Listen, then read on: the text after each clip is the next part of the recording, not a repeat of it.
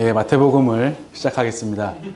예, 마태복음은 아래 보시면 구약의 율법과 예언의 성취 그리스도. 아까 그 신구약 배경사 시간에 보신 것처럼 예수님의 주제, 마태복음의 주제는 구약의 율법과 예언의 성취 그리스도에 대해서 우리가 함께 나눠보도록 하겠습니다. 이름은 마태, 헬라어로 카타마타이온에서 마태에 의하여 기록된 복음인 것을 저희들이 살펴볼 수가 있겠고요. 자, 그 다음에 기억자 보시면 예수님의 7번째 제자, 공생의 1년차 때 마지막에 부름받은 제자인 세리 마태가 기록자입니다. 자, 이분 같은 경우는 세리라고 하는 직업의 특성상 기록하고 분류하고 보관하는 일에 익숙했기 때문에 예수님의 생애를 또 가르침과 또 여러 가지 그러한 사건들을 주제별로 잘 분류하여 정리했을 것이다 이렇게 보고 있고요. 자, 배경인데요.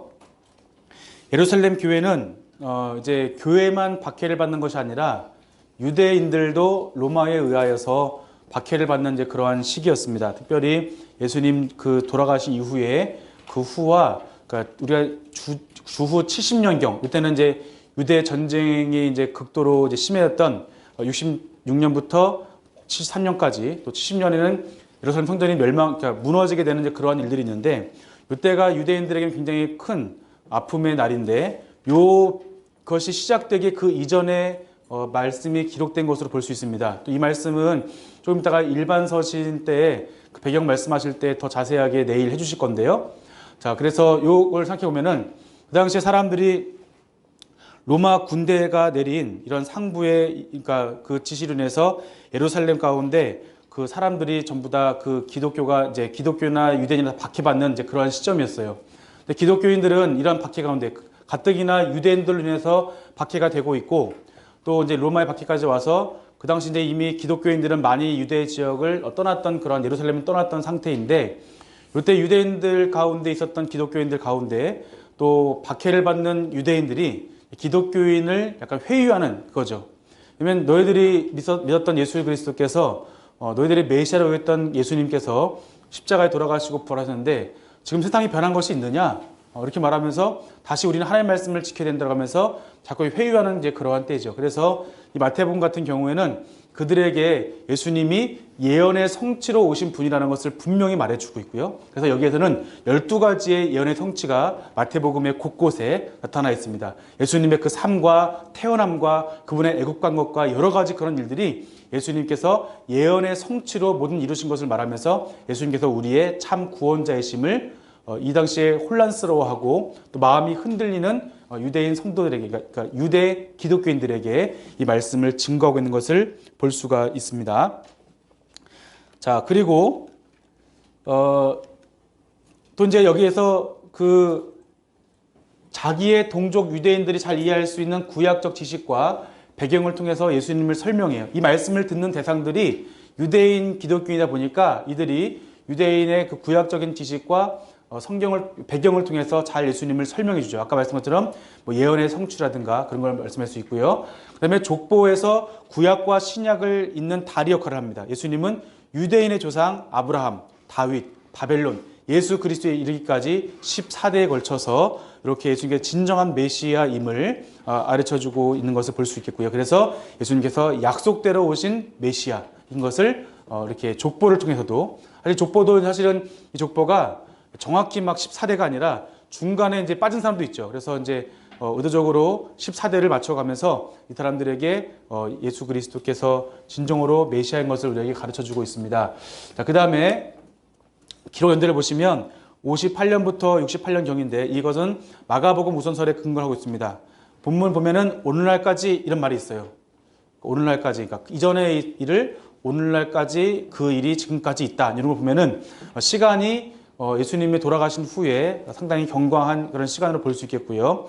회당을 구별하여 교회로 언급하는 것이 좀 특이합니다. 다른 복음서에서는 교회를 말하지 않지만 여기 마태복음에서는 교회를 언급한다는 것이죠. 그리고 예루살렘의 멸망과 성전 파괴가 예언의 형식되어 있어요. 여기서 멸망하리라. 그러니까 이것은 멸망 전에 기록된 것으로 볼 수 있습니다. 자, 그리고 초대교회에 있었던 115년의 교부들이 마태복음에 인용된 걸 보면은 115년 이전에 멸망은 70년 이전에, 그러니까 70년 이전에 말씀이 기록되었다는 것을 우리가 살펴볼 수 있겠고요. 마태복음 기록 연대에 대한 다른 이견이 있어요. 이제 인자가 그 왕권을 가지고 오는 것을 볼 자가 있느니라. 또 이스라엘의 모든 동네를 다 다니지 못하여 인자가 오리라, 이런 말씀 중에서 일부 학자들은 이 말씀이 기록자가 예루살렘이 함락되고 성전이 파괴된 것을 본 증거라고 주장을 해요. 그러면 뭐 이 이야기 나중에 예수님 하신 말씀이 꾸며낸 것이냐, 이제 그런 걸 의미하는 것이 아니라 예수님께서 이미 하신 말씀이 멸망이 된 것을 이미 사람들은 다 보았고 확증한 것이죠. 그러니까 예수님의 말씀이 이루어진 것을 확증했기 때문에 다시 예수님께 돌아와야 된다는 그런 의미로 이분들은 해석을 해요. 어쨌든 예수님 말씀이 이렇게 해석되어진 것을 볼 수 있겠고요. 그러나 이제 우리가 예수님의 이 책을 70년 이전에 기록된 것으로 보는 학자들은 마태복음서에 있는 예루살렘 멸망과 성전 파괴에 대한 내용에 대한 예언이 기록되어 있기 때문에 성전 파괴 이전에 이것이 예언되었다, 이렇게 보고 있습니다. 그래서 그 멸망 후의 일이 아니라 멸망 이전에 대한, 예수님 멸망에 대한 바라보고 하는 것이기 때문에 만약에 이것이 멸망하고 기록됐다면 거봐라, 예수님 말씀이 따로 이렇게 멸망되지 않았겠냐라는 말씀이 막 들어갔을 거라 보는 것이죠. 그래서 우리는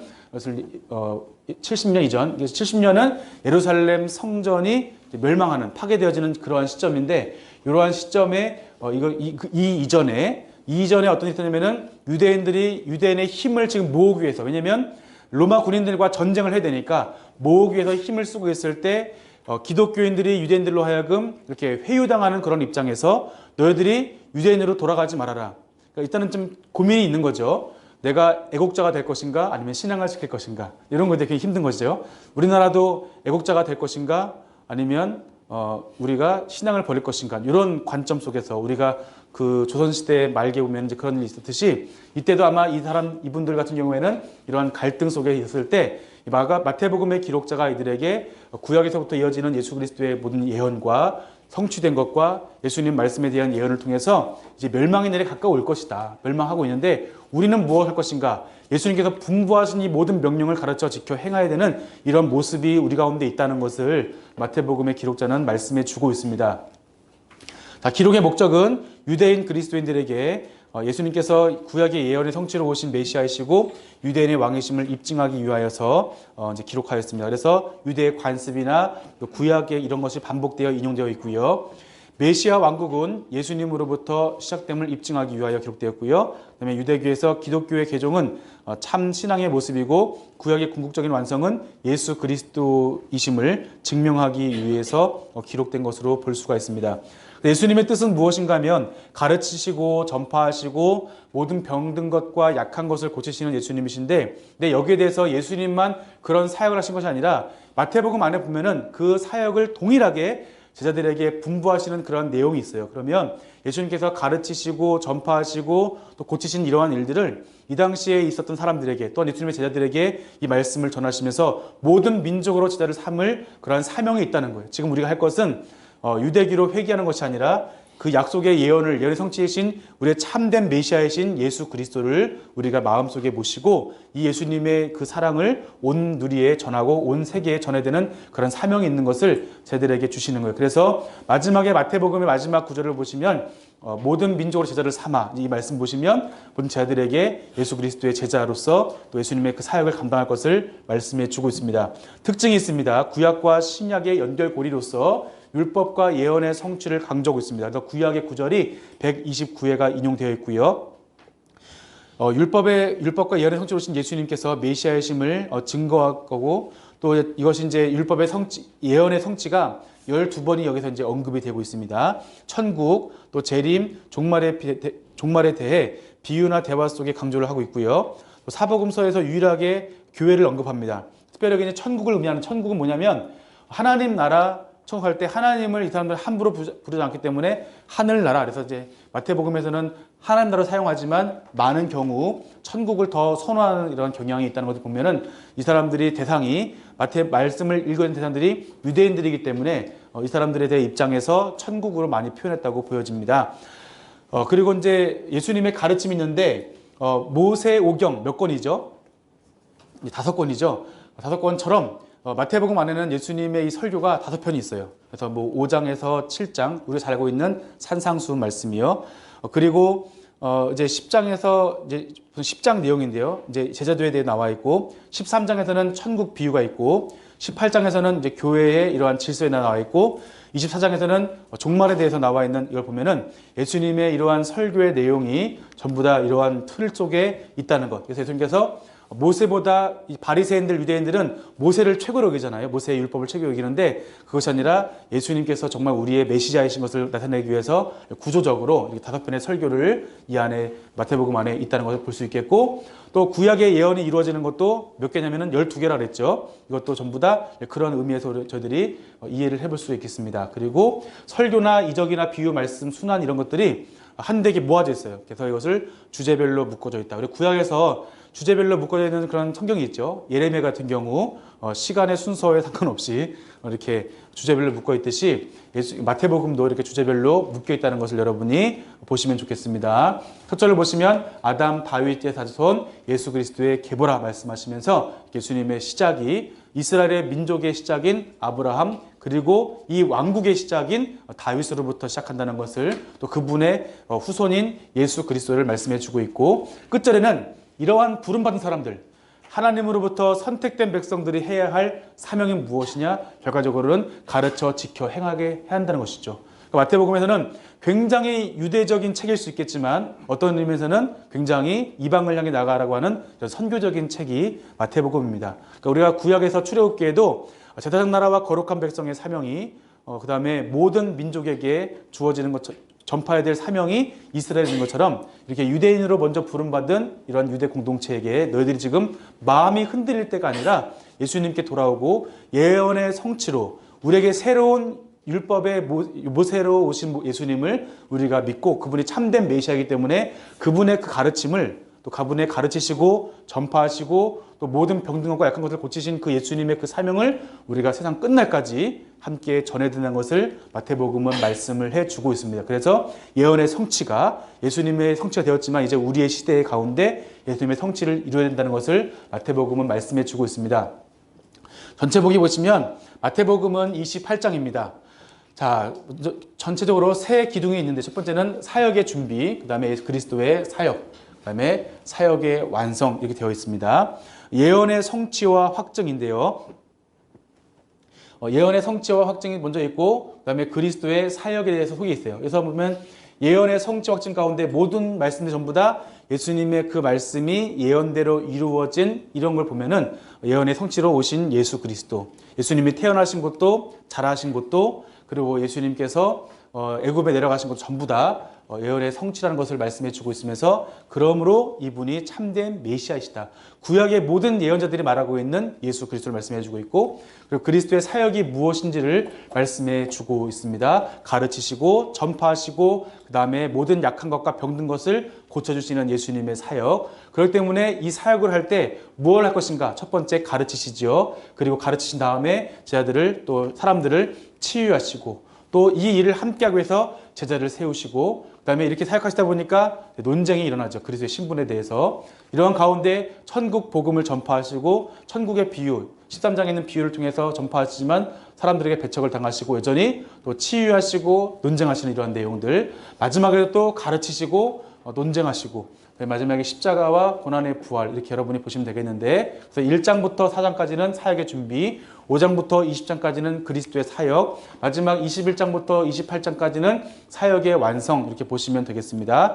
그리스도의 사역은 좀 이따가 4장 23절 나와 있는데 그 내용을 함께 살펴볼 것이고요. 그래서 성경의 성취 그리스도, 예언의 성취 예수 그리스도에 대해서 마태복음은 증거하고 있습니다. 그러면 예언의 성취인 그리스도인데 과연 그러면 이 말씀을 듣는 사람들은 이것이 무슨 의미인가 하는 것이죠. 예언의 성취를 예수님이 이루셨는데 이 말씀을 듣는 처음에 1차적인 유대인 그리스도인들, 또 오늘날 우리에게 이 말씀은 예수님께서 이렇게 예언의 성취로 오신 왕으로 오신 예수님께서 이렇게 가르치시고 전파하시고 또 고치셨듯이 오늘날 이 말씀을 읽는 초대교회에 있었던 그 그리스도인들이나 우리들에게는 그 사명을, 예수님의 그 사역의 사명을 우리가 부여받고 하나님의 거룩한 나라의 완성을 위해서 우리에게 분부한 명령인 가르쳐서 지켜서 행하게 하라는 그 명령을 지켜야 할 것을 말씀해 주고 있습니다. 그래야 하나님 나라가 확장된다는 것이고 완성이 된다는 것이죠. 자, 마태복음의 구조가 있는데 이 이제 경계선이 있어요. 경계선. 뭐냐면 이 말씀을 마치시면 아까 5장, 6장, 7장이 예수님의 첫 번째 설교인데 여기서 7장 마지막에 보면은 예수님께서 이 말씀을 마치시면 그래서 이 마태복음이 한 달날 끝이 났다 보는 것이고 두 번째는 예수께서 12제자에게 명하기를 마치시고 이것은 11장 1절 나와요. 그러니까 10장에 있는 그 내용의 말씀이 예수님의 두 번째 설교가 되겠고요. 그 다음에 13장에 보시면 예수께서 이 모든 비유를 마치신 후에 그러면 13장은 천국 비유의 말씀이시고요. 19장 1절에 예수께서 이 말씀을 마치시고 이것은 18장에 있는 말씀의 내용이 교회 질서에 대한 예수님의 네 번째 설교이고요. 그리고 예수께서 이 말씀을 다 마치시고 26장 1절을 보시면 그 앞에 있는 내용들이 종말론에 대해서 종말에 대해서 말씀하시는 예수님의 설교. 그래서 예수님 이 설교 보시면 마치신 후에 마치시고 다 마치시고 보면은 5편의 설교로 전체 크게 구성되어 있다. 여러분 이렇게 다른 편으로 이렇게 볼 수 있겠습니다. 자, 먼저 예언의 성취와 확증에 대해서 함께 말씀을 볼 텐데요. 예수님의 족보에 대해서 나와 있고요. 예수님의 족보 아담부터 다윗에 이르기까지 아브람부터 다윗까지, 다윗부터 바벨론까지, 바벨론에서 예수 그리스도에 이르기까지 14대, 다윗에 대한 그런 게마트리아의 14대인데 볼 수 있겠고, 예수님이 탄생하셨죠. 보라 처녀가 잉태하여 아들을 낳을 것이요 그의 이름을 임마누엘이라 하리라. 그래서 주의 사자가 현몽하고 이 말씀이 이사야 7장 14절과 미가서 5장 2절의 말씀이 성취가 된 것입니다. 그래서 구약부터 끊임없이 이스라엘 구원하시기 위해서 역사하신 하나님, 예수 그리스도 통하여서 성취하신 하나님의 말씀이 이 가운데 나타나 있습니다. 그 다음에 동방으로부터 온 박사들로부터 경배를 받으시고 이때 황금과 유향과 몰약, 이스라엘 가운데 예수님께서 성전되어 주셔서 사역하시는 그 예수님의 모습 나타나 있고요. 그 다음에 헤롯 왕의 이러한 2살 날에 다 죽이라는 그런 말 때문에 애국으로 피난을 가시죠. 그리고 다시 헤롯 죽음 후에 예수님께서 다시 나사렛으로 올라오시게 되겠고요. 그다음에 세례 요한의 선포가 있습니다. 무엇이냐면 회개하라 천국이 가까이 왔다. 자, 회개는 뭐냐면 돌이키는 것이죠.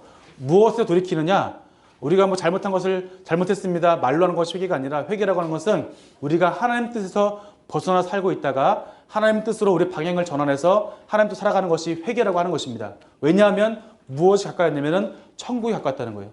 예수님이 누구시죠? 메시아이시죠. 그러니까 메시아를 뭐라 그러냐면은 메시아는 그 마지막 그날 오실 그날을 가지고 오시는 분이 예수님이에요. 그러니까 예수님께서 오시는 그 일은 무엇이냐면 천국의 삶을 가지고 오시는 분이에요. 그래서 예수님을 믿는 사람들은 예수님과 함께 그 천국의 삶을 살아가는 것이죠. 우리에게도 마찬가지고요. 그래서 이 천국의 삶은 우리가 나중에 가는 나라가 아니라 예수님이 오시는 가지고 오시는 그 예수님의 그 나라를 우리가 이 땅에서 먼저 살아가는 사람들, 이 사람들이 그리스도인이라고 하는 것이죠.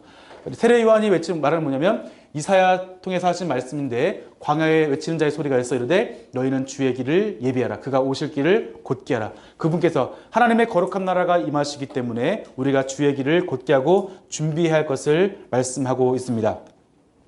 자, 이런 가운데 사방의 사람들이 모이게 되겠고요. 이때 많은 바리새인들과 사두개인들도 어떻게 하나 보려고 세례 요한에게 찾아옵니다. 그런데 세례 요한이 이때 뭐라 그러냐면 회개에 합당한 열매를 맺으라는 거예요.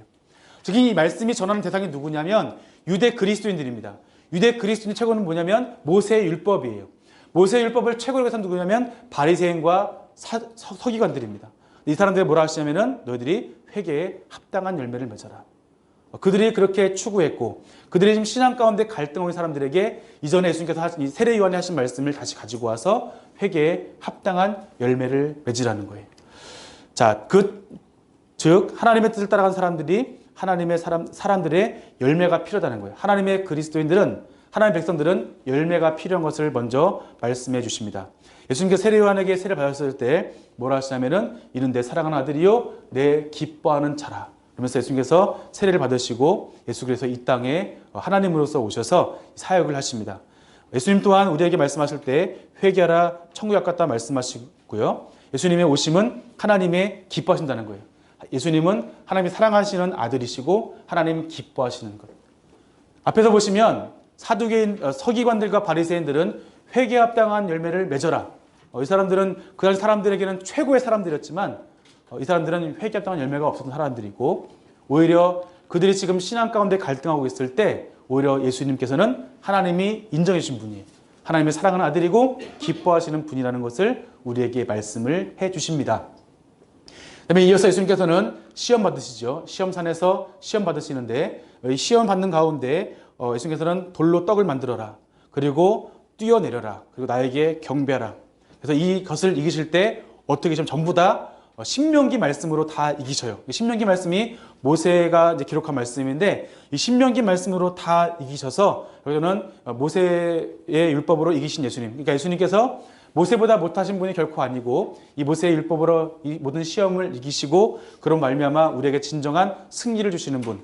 사단의 시험이 있다 할지라도 어려움과 박해가 있다 할지라도 예수 그리스도 말씀, 우리의 새로운 모세이신, 그러니까 모세 유형론이라 그래요. 새로운 모세이신 예수 그리스도께서 모든 시험을 이기실 수 있다는 것을 먼저 우리에게 보여주십니다.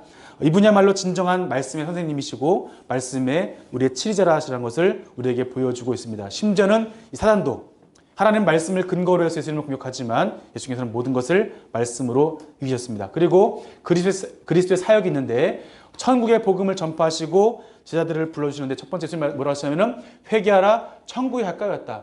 예수님께서 이제 뭐냐면 예수님께서 이미 이 땅에 오셨고 회개하라 외치시는 거예요. 왜냐하면 하나님 나라가 가까이 오고 있는 거예요. 오시는 하나님의 나라. 우리는 천국을 간다고 생각하지만 예수님께서는 천국이 지금 가까이 오고 있다는 거예요. 오고 있는 그 하나님의 나라에 대해서 우리는 지금 결정을 해야 되는 것이죠. 무엇이냐면 하나님 예수님을 믿을 것인가 말 것인가를 우리는 결정을 해야 되는 그 앞에 놓여 있다는 거예요. 우리는 항상 이렇게 하나님 나라 가까이 왔기 때문에 오시는 그 나라. 지금은 우리가 요엘서부터 좀 이따가 우리가 내일 보면 요한계시록까지 볼 텐데 마지막 그 날 초림부터 재림까지의 이러한 종말의 시간 가운데 저희 살아가는 시간은 예수님이 이미 오셨기 때문에 요엘서의 말씀이 사도행전 말씀을 통해서 베드로를 통해서 그날이 그날이라 예수님 오신 날이 그날이라 말씀하시면서 성령 강림의 그 사건을 나중에 이렇게 사도행전 보시면 말씀하실 텐데 그 내용이 뭐냐면 지금은 이미 종말에 따르는 거예요. 하나님 가까이 오신 그 하나님의 나라 가운데 우리는 무엇을 할 것인가? 지금 우리가 종말의 때에 나중에 가는 것이 아니라 이미 오신 그 나라 가운데 우리가 예수 그리스도를 잘 믿어야 할 것을 말씀해 주고 있습니다. 예수님의 이 세 가지 사역입니다. 첫 번째 뭐냐면 가르치시고 전파하시며 고치신다. 모든 병과 약한 것을 고치시는 그 예수님의 사역에 나와 있는데 예수님께서는 그랬기 때문에 예수님께서 가르치시기 위해서 산상수훈의 말씀을 해주시는 거예요. 그리스도의 사역을 시작하시면서 예수님의 이 세 가지 사역, 가르치시고 전파하시고 고친 사역 중에 예수님의 사역의 첫 번째를 뭐 하시냐? 5장, 6장, 7장에 있는 산상수훈의 말씀을 해주십니다. 그리고 8가지의 삶의 자세, 우리가 팔복 이야기하지만 이 복은 무엇이냐면 우리 예수님의 사람들이 어떻게 살아가야 되는가에 대한 삶의 자세를 이야기해 주고 있습니다. 이 핵심은 무엇이냐면 의를 위해서 박해를 받을 수 있는 삶을 살라고 하는 것이죠. 심령이 가난한 자는 복이 있다. 사람들은 이것을 복이라 말하지 않지만 오히려 이것을 복이 있다는 것이죠. 원래 이제 이 성경의 원문에 보면 복이 있도다 심령이 가난한 사람들이요 천국은 너희들의 것이다 라고 말씀하시는 것이죠. 복이 있도다 애통하는 자들이요 복이 있도다 온유한 자들이요 복이 있도다 의에 줄이고 목마른 자들이요 이렇게 8가지를 긍휼히 여기는 자, 마음이 청결한 자, 화평하게 하는 자, 이 모든 것이 마지막에 어디로 가냐면은 의를 위하여 박해를 받는 자. 너희들이 예수 그리스도를 위하여 박해를 받을 수 있겠는가? 나로 말미암아 너희를 욕하고 거짓으로 너희를 거슬러 모든 악한 말을 할 때 너희들이 복이 있다. 흔들리지 말라고 우리에게 말씀을 해주시는 겁니다. 자, 그러면서 이렇게 의를 위해 박해를 받은 사람들은 어떻게 살아가야 되는가? 소금과 빛의 삶을 살아야 되는 거예요. 소금은 짠 곳에서 소금이고요. 또 싱거운 곳에서 소금이죠. 그러니까 소금은 맛을 내는 것입니다. 맛을 잃은 소금은 밟혀서 이렇게 버려져서 밟힐 뿐이라는 것을 말씀해 주시는데 그리스도인들은 어디에 있든지 그리스도인의 정체성을 잃지 말라는 거예요. 하나님의 백성, 의를 위해 박해를 받는 하나님의 그 율법을 살아가는 사람들은 하나님의 말씀을 살아가는 사람들은 어디에 있든지 그 정체성을 잃지 말라는 거예요. 그리고 빛이라는 거예요. 어디에 있든지 너희는 빛이고 이 빛이 있음을 말미암아 숨겨지지 못할 것이다. 여러분 계시 또는 이제 뭐 묵시 이르면 이것이 굉장히 신비하게 느껴지잖아요. 계시는 뭐냐면 계시가 나중에 이제 요한계시 나오는데 이렇게 감춰진 것이 드러나는 것이 계시예요. 그럼 우리들도 그 예수님께서 말씀의 계시란 뭐냐면 말씀을 예수님께서 드러내신 것처럼 우리도 이제 세상에 빛이 되어서 그리스도의 삶이 무엇인지 천국의 삶이 무엇인지 하나님의 말씀을 가지고 우리가 드러내는 이러한 삶인데 여기에서 하나님의 이것이 바로 이제 계시적인 사건이라고 하는 것이죠. 감히 우리는 이것을 할 수 없지만 하나님의 은혜로 말미암아 주께서 주시는 힘으로 말미암아 우리에게 능력 주시는 분으로 말미암아 우리는 이 삶을 살아갈 수 있다는 겁니다. 우리가 소금이 되어야 되고 우리가 세상에서 빛이 된다고 우리에게 말씀을 해주십니다. 그러면 예수님과 율법과의 이러한 관계가 있어요. 율법은 악한 것인가? 율법은 악하지가 않습니다. 율법은 선하고 율법은 우리에게 갈 길을 가르쳐 주고 있죠. 율법은 선한다는 것을 우리 로마서에서 말씀해 주고 있는데 이 선하신 율법이 왜 이것이 안 좋게 보여졌는가? 바로 바리새인과 서기관들이 이 율법을 어떻게 이해했는가? 그러면 이 율법과 예수님과의 관계는 무엇이냐면 예수님의 율법에 대한 이해라고 하는 거예요. 그들이 모세의 율법을 어떻게 이해했는가? 그러면 그 모세의 율법은 예수님께서는 어떻게 그 율법을 이해하셨는가? 율법의 정신을 말씀해 주시는 겁니다. 율법이나 선자를 내가 폐하러 온 줄 하지 말아라. 나는 율법을 완전케 한다. 그러니까 예수님께서는 율법을 온전히 이루신 분이에요. 그래서 우리 사람들이 하나님의 말씀을 그토록 지키지 않기 때문에 하나님께서 인간이 되어져서 이 땅에 오셔서 그 율법을 완성해서 살아내신 분이 예수님이시라는 거예요. 사람의 성정으로. 물론 신적인 능력으로 사는 것이 아니라 신으로 이 땅에 오셨지만 인간의 성정으로 하나님의 말씀을 온전히 이루어 주신 분이 예수님이라는 거예요. 그래서 예수님께서 이 안에 계실 때 하나님께서 함께 하셨고, 그래서 우리가 예수님께서 걸어가신 길을 함께 걸어갈 때 그 예수님 안에 계신 성령님께서 우리를 도와주신다는 것이죠. 그래서 이제 이것이 나중에 이제 로마서에 나오는데요. 자, 그래서 우리가 율법을 폐하러 오신 것이 아니라 우리에게 율법을 완전케 하기 위해서 이 땅에 오신 예수님의 모습에 대해서 나타나 있습니다. 율법에 하자가 있는 것이 아니라 우리가 율법을 잘못 이해하고 우리 마음대로 지켜 행했던 우리에게 문제가 있다는 거예요. 바리새인과 서기관들이 하나님의 말씀을 모른 것이 아니에요. 너무나 잘 지켰어요. 그래서 안식일에 얼마큼 가지 않기 위해서, 일하지 않기 위해서 그토록 그 사람들은 털어서 먼지 날 정도로 철저하게 지켰지만 예수님께서 하신 말씀 뭐냐면 너희들은 화 있을지로다 말씀하시면서 회칠한 무덤과 같다. 겉은 번질하지만 속에는 썩어 문드러졌다. 오히려 너희들이 배나 지옥자식 되게 하는구나. 너희도 못 들어가고 다른 사람도 못 들어가는 그 예수님 말씀에 대해서 우리가 한번 생각을 해보면 좋겠습니다. 우리가 어떻게 살아가는가? 우리가 바리새인과 서기관의 의보다 낫지 못하면 결단코 천국에 들어갈 수 없다. 그러면 이 의는 무엇인가? 결과적으로 마지막에 보면은 원수까지 사랑할 수 있는 이러한 의가 우리에게 필요하다는 거예요. 그래서 하늘에 계신 너희 아버지의 온전하신 것 같이 너희도 온전하라. 예수님께서 그래서 예수님의 의가 무엇이냐면 원수와 같은 우리를, 죄인된 우리를, 하나님을 반역하고 하나님을 멸시하고 죄악에 썩어있는 우리들을 위해서 십자가 지셔서 우리를 구원하신 그 예수님의 의로우심, 우리가 그분을 믿고 그분을 따라가고 그분이 살아가신 것처럼 우리가 살아가고 그럴 때 예수님의 온전하심, 그러니까 우리의 기준은 바리새인과 서기관의 의가 아니라 바로 예수 그리스도의 온전하심이 우리의 의의 기준이라고 하는 거예요.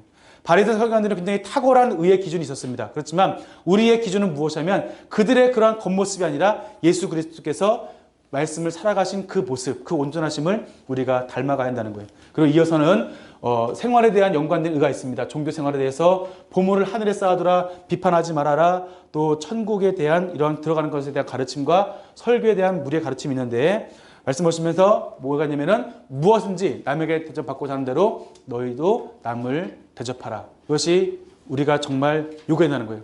내가 받고 싶은 것, 이것을 내가 받으려고 하지 말고 상대방에게 먼저 이것을 공급해 줄 수 있는 이러한 삶을 살라고 말씀해 주고 있습니다. 자, 그리고 좋은 나무가 나쁜 열매 맺을 수 없고 못된 나무가 아름다운 열매 맺을 수 없느니라 말씀하시면서 열매로 그들을 알리라 말씀하시는 거예요. 아까 보시면 바리새인과 서기관들이 뭐냐면은 회개에 합당한 열매를 맺으라는 거예요. 그들이 아무리 율법을 잘 지킨다 할지라도 그들에게는 회개에 합당한 열매가 없었다는 것이죠. 그렇지만 우리에게 무엇이 필요하느냐? 결국 우리는 열매를 통해서 하나님께 우리가 나중에 심판을 받기 때문에 아름다운 열매를 맺으라는 거예요. 좋은 나무가 되라고 말씀해 주십니다. 그래서 하나님 아버지 계신 너희 아버지의 뜻대로 행하는 자라야 천국에 들어갈 수 있다. 바리새인과 서기관이 가르쳐준 그 율법과 율법의 그러한 전통과 구전이 아니라 오직 하늘에 계신 아버지의 뜻대로. 율법은 무엇이냐면 율법은 기록된 율법이지만 율법은 무엇이냐면 율법에는 하나님의 뜻이 율법에 있는 거잖아요. 율법을 이해할 때는 그 율법의 문자가 아니라 하나님의 뜻이 무엇인가를 우리가 발견해서 그 말씀대로 살아가야 되는데 예수님 말씀 뭐냐면 하늘에 계신 내 아버지의 뜻대로 행해야지 우리가 천국에 들어갈 수 있다는 거예요. 그래서 누구든지 이 말을 듣고 행하는 자는 결국 그것을 집을 반석 위에 지은 지혜로운 사람이다. 그러나 그렇지 아니하면 모래 위에 지은 사람이라는 거예요. 결과적으로는 마지막에 비가 내리고 창수가 되면 그때 드러날 것입니다. 지금은 모른다는 거예요. 비가 내고 창수가 내리는 그런 환란과 혼란의 시기가 온다면 우리의 믿음이 증명될 것이라는 것이죠. 그다음에 이렇게 사역하신 예수님께서는 가르치실 뿐만 아니라 무리들을 또 치유하시고 제자를 세우시는 예수님의 모습이 있습니다. 각종 병을 고치십니다. 예수님을 따르는 제자들에게 제자도를 가르쳐 주시고 능력과 치유를 행하시고 죄인들을 불러오시는 예수님의 모습을 우리가 이 안에 볼 수 있는데요. 자, 나병 환자를 고쳐주시고요. 그러니까 예수님께서 이렇게 가르쳐 주셨을 때 처음 찾아온 사람 누구냐면 뭐 괜찮은 사람이 아니라 굉장히 삶에 절박한 사람들이 찾아옵니다. 예수님께서 말씀하신 뭐냐면 의인에게는 의원이 필요하고 죄인에게 의원이 필요하다. 정말 의원이 필요한 사람들처럼 나병 환자, 절박한 사람들, 세상에서 격리되어지고 절박한 사람들이 예수님께 먼저 찾아오는 거예요. 바리새인과 서기관들은 예수님을 나중에 배반하고 예수님을 죽이려고 모의하지만 절박한 사람들, 하루라도 예수님 없이는 살아갈 수 없는 사람들이 예수님께 찾아와서 구원을 얻게 된다는 거예요. 이들을 구원한 사람은 그 어떤 바리새인과 서기관의 이러한 모습이 아니라 예수님께 나왔을 때 이 사람들의 병이 고침받게 되었고, 이방인인 백부장인 하인도 예수님께서 이 사람들의 믿음을 보시고 구원해 주셨고, 그리고 귀신 들린 사람들도 예수님께서 그들을 치유할 수 있는 분, 이들을 고칠 수 있는 것은 바리새인과 서기관의 율법이 아니라 오직 예수 그리스도만 가능하다는 것.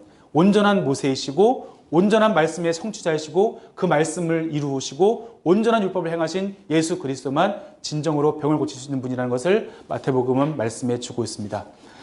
다음 보시면 우리의 연약한 것을 친히 담당하시고 그 병을 짊어지셨도다. 예수님께서는 이사야의 이러한 말씀을 성취하신 분인 것을 말씀해 주고 있습니다. 중풍병을 고치시고요. 그리고 마태를 부르시고 금식 논쟁을 하십니다.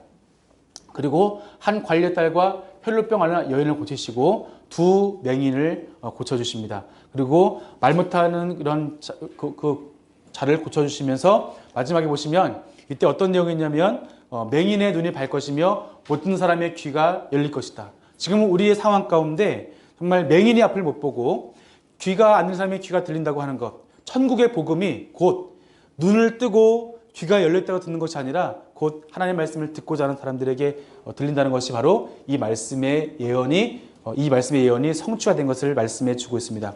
그리고 이제 마태복음의 9장의 36절부터 38절까지 내용을 보시면 어떤 내용이냐면 무리를 보고 불쌍히 여기시는데 그들이 목자 없는 양같이 고생하며 기진하다는 거예요. 그래가지고 추수할 것은 많이 있지만 추수할 일꾼이 없다는 거예요. 그래서 제자를 불러주셔요. 그래서 마태복음에는 이때 12제자를 불러주시고 이들에게 권능을 주시고 그들에게 복음을 전파하게 해주시는 거예요. 마찬가지로 우리도 예수님의 이런 사역 가운데 추수할 것은 많이 있지만 추수할 일꾼이 없는 이 시대에 뭐라 말씀하시면 추수할 일꾼을 보내주소서 기도하라. 우리가 그럼 기도하여서 하나님의 백성들로 하여금 말씀을 전할 수 있도록 모든 가르치고 전파하고 또한 그들을 고칠 수 있는 하나님의 은혜를 우리에게 허락해 주세요. 예수님의 사역의 근본은 뭐냐면 무리를 불쌍히 여기셨다. 어떠한 바리새인과 서기관들은 정함과 부정함으로 자기들과 다른 사람들을 나누고 세리들을 멸시했지만 예수께서는 모든 무리들을 불쌍히 여기시면서 그들에게 복음을 증거하시기 위해서 이렇게 우리에게 완전케 하시는 예수님 모습을 볼 수 있겠습니다. 마태복음에서 9장과 14장과 20장 34절에 예수님께서 무리를 불쌍히 여기시는 예수님 모습을 함께 살펴볼 수 있겠고요. 추수할 것은 많되 일꾼이 적다. 그래서 뭐라 하시면은 이스라엘 집에 잃어버린 양에게로 먼저 가라. 10장이 제자도인데 여기서 이스라엘 집에 잃어버린 양에게로 가라는 거예요. 자, 왜 그러냐면 지금 이제 잃어버린 양이 누구냐면 의인이 아니라 지금 병에 걸린 사람들을 의미하는 것이죠. 그래서 잃어버린 사람들, 잃어버린 영혼, 이스라엘 집에 이 말씀을 듣는 대상들이 누구냐면 유대인들이기 때문에 먼저 그들에게 복음을 증거하고 너희들이 지금 여기서 흔들리지 말라는 것이죠. 유대 공동체에서 흔들리지 말 것을 먼저 말씀해 주십니다. 그리고 천국에 합당한 자는 누구인가? 아버지를 더 예수님을 사랑하는 사람들이 또 그리고 자기 십자가를 지고 따르는 자가 예수님께 합당하다는 것을 말씀하고 있고 자기의 목숨을 얻는 자는 잃을 것이고 나를 위하여 자기 목숨을 잃는 자는 얻으리라. 우리가 박해 가운데 있을 때 우리 삶에 문제가 있을 때 우리 삶을 택하는 것이 아니라 오직 예수 그리스도를 택하여서 이때 이런 상황 가운데 예수님을 믿음 말미암아 구원을 얻고자 말씀하십니다. 그러니까 잃게 하는 자는 오히려 잃을 것을 각오하는 사람은 얻을 것이라고 예수님께서 말씀을 해주십니다. 예수님의 이러한 사역 가운데 논쟁이 있게 되지요. 자, 세례 요한의 질문과 대답이 있습니다. 오실 분이 당신입니까? 다른 일을 기다립니까? 왜냐하면 세례 요한 예수님 메시아인 줄 알았는데 자신이 옥고를 치르고 있어 예수님이 사역을 시작하시면 회개라 천국에 가깝다 말씀하시면 이때 갑자기 이 나라가 변화가 될 줄 알았던 것이죠. 여전히 세례 요한은 어디에 있습니까? 감옥 안에 있는 거예요. 정말 예수님은 메시아이신가? 메시아가 아니신가? 이러한 궁금증에 세례 요한의 제자를 보내셨는데 예수님 말씀하십니다. 맹인이 보며 못 걷는 사람이 걸으며 나병한 자 깨끗함을 받으며 못 듣는 자가 들으며 죽은 자가 살아나며 가난한 자에게 복음이 전파된다 하라. 지금 이때가 말씀이 성취된 것을 보여주시면서 지금이 그때라는 거예요. 그러면 천국에 갈 것 같다고 오실 그 나라인데 그 나라의 그 실상이 어디서 나타나냐면 지금 현재 일어나고 있다는 걸 말씀하시면서 지금이 곧 그때이고 내가 그다라고 예수님께서 말씀을 해 주십니다. 그래서 인자를 거역하면 사하심을 얻되 누구든지 성령을 거역하면 세상과 옳은 세상에 대해서 사하심을 얻지 못하리라. 성령님은 누구시냐면 이 땅에 하나님의 나라를 드러내시는 분이십니다. 그래서 성령 해방은 무엇이냐면 하나님의 나라를 하나님의 뜻이 드러나지 못하게 하는 그런 방해하는 것을 성령 회방이라고 하죠. 그래서 이것은 사하심을 얻지 못한다는 것을 말씀해 주고 있고요. 그래서 이 거역은 단순히 예수님을 거역하는 것이 아니라 이러한 예수님의 논쟁 가운데 있을 때 예수님을 통해 드러나는 하나님의 나라를 회방하는 이러한 내용들이 바로 성령을 회방하는 것을 예수님께서 말씀해 주고 있습니다. 그리고 천국의 복음을 전파하십니다. 13가지 이렇게 13장에서 씨 뿌리는 비유와 가라지 비유와 규자시 누룩과 감추어진 이러한 비밀을 통해서 예수님께서 천국의 비밀을 말씀해 주시는 것을 볼 수 있겠습니다. 그리고 이제 너희의 눈은 봄으로 너희의 귀는 들음으로 복이 두다. 많은 선지자와 의인이 너희가 보는 것을 보고자 하여도 보지 못하였고 너희가 듣는 것을 듣고자 해도 듣지 못하였다는 거예요. 그러니까 구약에 있는 수많은 예언자들이 또 의인들이 선지자들이 정말 예수님 만나고 싶고 하나님의 그 나타나심을 보고 싶었지만 그들은 그렇게 사모해도 못 보고 못 들었는데 지금 이 말씀을 듣는 너희들은 뭐가 있다는 거예요? 복이 있다는 거예요. 왜냐하면 그들은 그토록 듣고 싶은데 못 들었고 너희는 지금 그것을 볼 수 있고 듣고 있다는 거예요. 지금이 그때라는 거예요. 그렇기 때문에 예수님께 믿고 결단하고 나와야 된다는 것을 말씀해 주고 있습니다. 그 다음에 치유와 논쟁이 또 나타납니다. 예수님께 여기서 5,000명을 예수님께서 먹이시는 그런 내용이 있고요. 그 다음에 물 위를 걸으시고 게네사렛 병들들을 고치시고 전도의 전통과 가난한 여자의 이러한 믿음에 대해서 나타나 있고요. 그래서 뭐라 하시냐면은 이스라엘 집에 잃어버린 양 외에는 다른 데로 보내심 받지 아니었더라 말씀하실 때 여자가 뭐라면 주여 저를 도우소서 자녀의 떡을 취하여 개들에게 던져짐이 마땅하지 않겠습니까? 그러니까 이방인들에게 이러한 예수님께서 이스라엘 잃어버린 집에만 복음 전하는 것이 아니라 이들이 그토록 원했을 때 이방인에게도 복음을 증거하게 하시는 예수님의 모습을 살펴볼 수가 있겠습니다. 이방인을 거부하지 아니하시고 이방인들이 정말 세계 모든 민족 가운데 주 앞에 돌아오기 위해서 이 이방인 여인의 절박한 마음을 보여주시면서 이 여인도 이렇게 절박함이 있는데 너희들은 어찌하여 돌아오지 아니하는가 이렇게 말씀을 볼 수가 있겠습니다.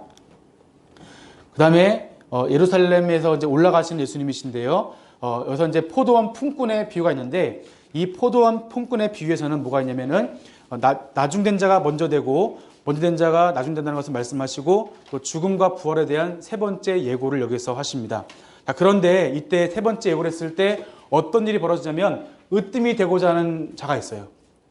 인사청탁을 해서 예수님 앞에 오른쪽 한편은 왼쪽에 앉게 해주세요.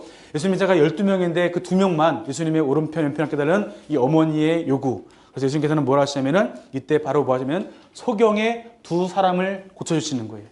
이 2명의 제자들은 예수님의 이 죽음을 또 십자가를 증거했지만 이들은 깨닫지 못하고 자기들이 그 예수님의 옆자리에 차지해서 높은 권력을 찾아온 이때에 오히려 앞을 볼 수 없는 인간적으로 앞을 볼 수 없지만 앞을 볼 수 없는 사람을 예수님께 고쳐주시면서 이들이 어떤 일이 벌어지냐면 이들이 예수님을 따르게 된다는 거예요. 제자들도 예수님께서 죽음을 말씀하셨을 때 예수님의 그 죽음과 부활을 이해를 하지 못했는데 오히려 소경의 두 눈을 뜨게 해주시면서 이 소경의 눈을 뜨게 되면서 예수님을 따르게 되는 것. 진정으로 우리의 눈을 뜨게 해준 것.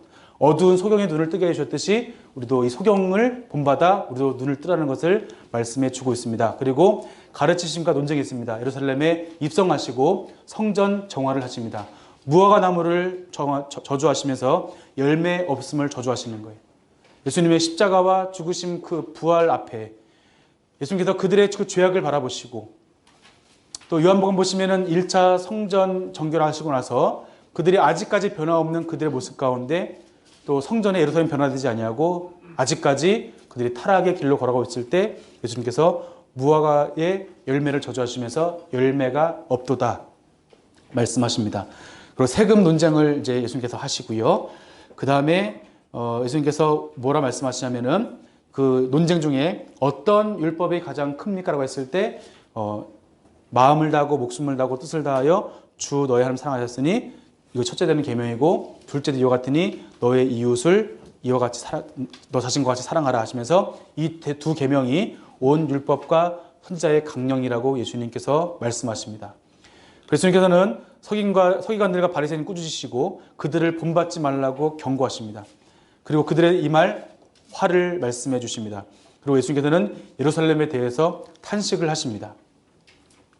예루살렘아 예루살렘아 선자들을 죽이고 내게 파송된 자를 돌로 치는 자여 암탉이 그 새끼를 날개 아래에 모음같이 내가 네 자녀를 모으려 한 일이 몇 번이느냐. 그러나 너희가 원하지 아니하는도다. 예수님께서 말씀을 전하시고 가르치시고 전파하시고 또 치유의 일을 하셔도 오히려 예루살렘은 돌이키지 않고 이들은 하나님 말씀에 돌아오지 않는 이들을 향해서 예수님께서 이제 재림과 종말의 때에 대해서 말씀을 하십니다. 그리고 말씀하시면 지극히 작은 자 하나에게 한 것이 나에게 한 것이다. 지극히 작은 자에게 하지 않은 것이 나에게 하지 않은 것이라고 말씀하시면서 여기서 예수님께서는 이 양과 염소의 비유를 통해서 하나님의 말씀을 누구에게든지 정말 소자에게도 말씀을 행할 것을 말씀해 주십니다. 그리고 이제 십자가와 고난과 이제 부활에 대해서 말씀하시는데요. 유월절이 되었을 때 예수님을 죽일 음모가 있게 되었고 이때 예수님 머리에 향유를 붓는 이러한 사건이 있었습니다. 겟세마네 동산에서 예수님께서는 체포당하시고 사람들은 예수님을 죽일 음모를 하는 가운데 예수님은 최후 반찬을 통해서 살과 피의 의미를 말씀하십니다. 그리고 기도하시고 제자들과 함께 기도하기를 요청을 하십니다. 자, 함께 말씀을 읽어보겠습니다. 베드로와 세베대의 두 아들을 데리고 가실 때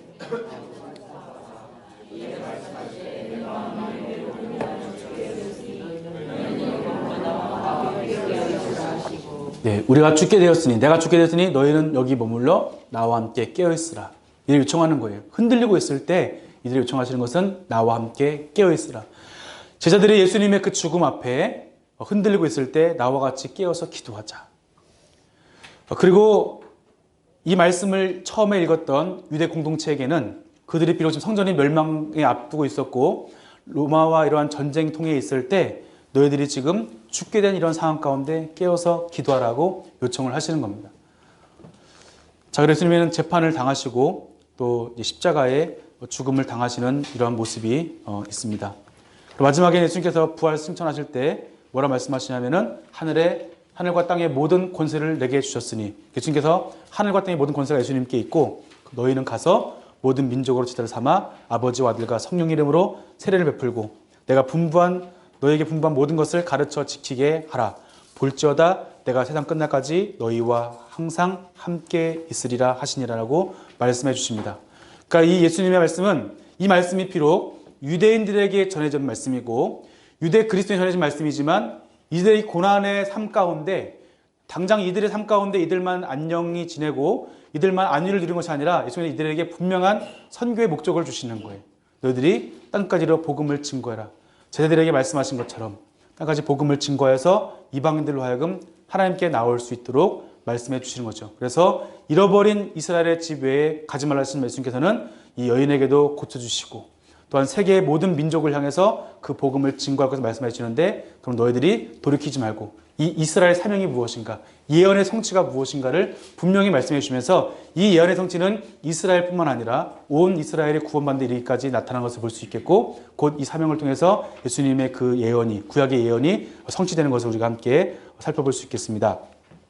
자, 마태복음 마치겠습니다. 마태복음은 신약성경 첫 번째 책으로 구약과 또 신약의 새로운 언약의 다리 역할을 하는 책입니다. 유대인들을 향해서 예수 그리스도께서 그들이 기다려왔던 바로 그 아브라함의 아들이고 다윗의 아들이고 메시아임을 선포하는 복음서입니다. 구약은 이스라엘 택하신 이유가 이스라엘 통해서 열방의 회복이 있었던 것처럼 마태복음 역시 가장 복음서 중에 유대적인 책일지 모르겠지만 열방을 향해 열려있는 선교적인 책입니다. 교회를 회복하시는 이유도 교회를 통해서 제사장의 역할을 감당하길 바라시는 이러한 마태복음의 말씀을 함께 볼 수가 있습니다.